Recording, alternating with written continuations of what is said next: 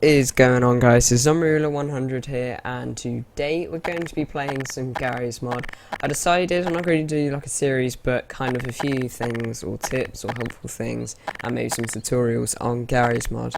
I noticed that you quite liked my server kind of thing. I've got a few views on that, and also Just Cause 3. So there will be a few to come, but I've been kind of busy lately, hence I've only really brought out Black Ops 3 and Just Cause 3, so that's about it. But without further ado, this video pretty much is just going to be on how to create a really good secure base in DarkRP. Now, forgive me for kind of how bad it looks inside, just because, you know, I kind of rushed it in some respects, but I just want you to get the general idea or a few security ideas, and then put them all together into your own kind of base, your own materials and whatnot. So I'm a professional thief, which, you know, I'm just going to kind of test out. I'll show you what I mean.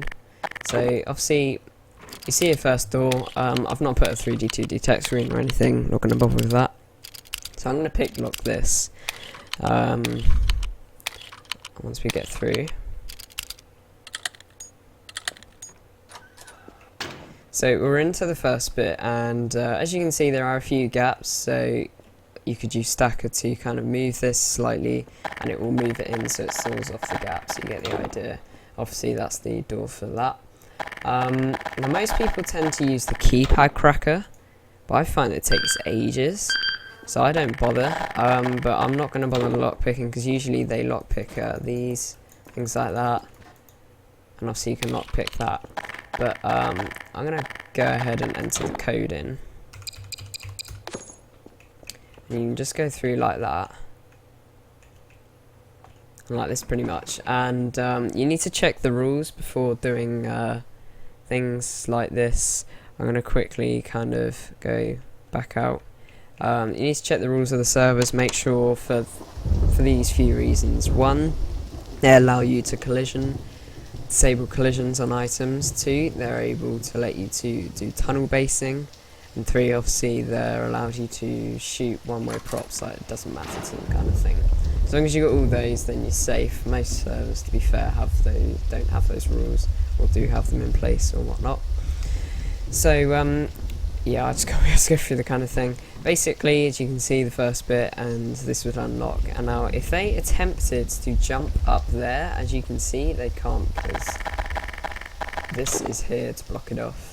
So they can only go through this tunnel base. Now obviously you could be sat in here with a gun ready to shoot them. You could do that, and obviously I blocked it off that end. But once they've done that, they're through there, but because it's not just kind of standard kind of thing, because obviously when they're through, they have to walk really slow kind of thing. It's not like standard speed, so it gives you a bit of a time to get yourself geared up properly, things like that. There's also the bit once you get through here. This is the bit that kind of, I've done this a few times myself on a server. They've actually gone and I've gone and reported it to staff, where basically, you know, you'll notice, like, say here, there's nothing about to what's it called, just to kind of like get you going through, like you'd presume that's prop block. There is a keypad here. This is the part about it. If I type in the same code, just kept it as 1, 2, 3, 4, and obviously you'd be just like, what? I can't go through still. I didn't see anything that's unlocked. Like, what's going on? And what it actually is, with or without that, you've kind of got to be long about it. This is kind of disabled as collisions, as you can see. I know with the collisions, you literally just walk through it like that. You don't have to do anything. I've done that a lot of times before, but it turns out it's that stupid. It's so basic, but if you are really good at DarkRP, you would understand it. What I've also done is, 1 second.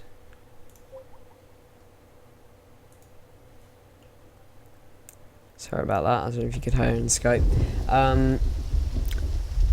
What you can actually see here is double layers. Now, I've added double layers for a reason, because people have the habit of shooting through and they might hit you or you shooting them back, kind of thing. This is only here so you can see of their whereabouts, of where they are, what they're going to do next, kind of thing.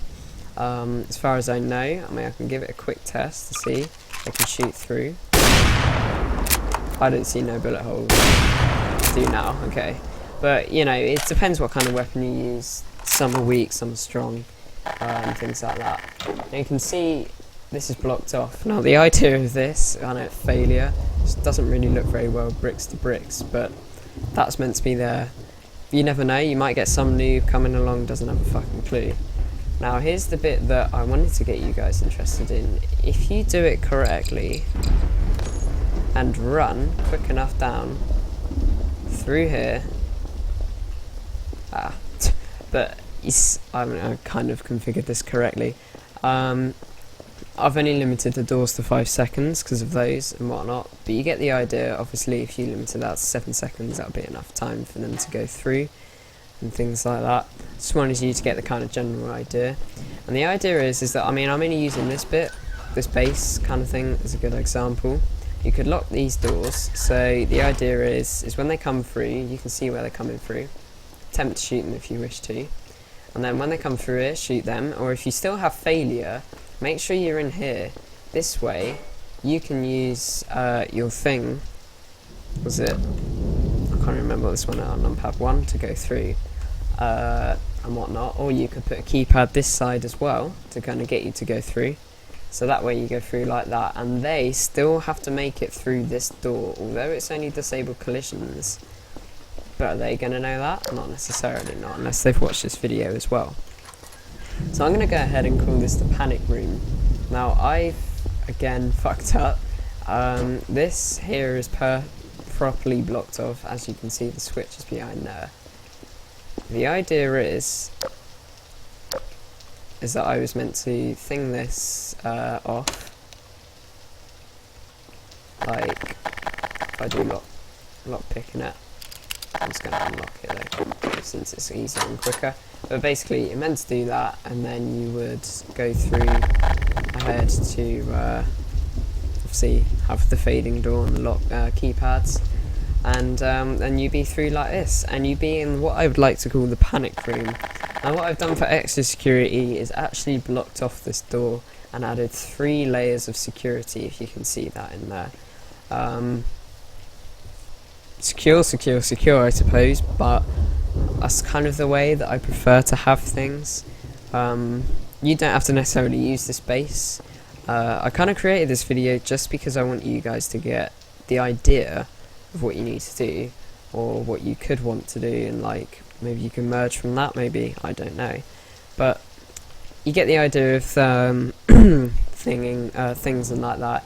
You are allowed to block off doors as long as you've got at least one single way of getting in and out. Obviously making sure you put keypads on both sides as well. But yeah, that's kind of, you get the idea of that.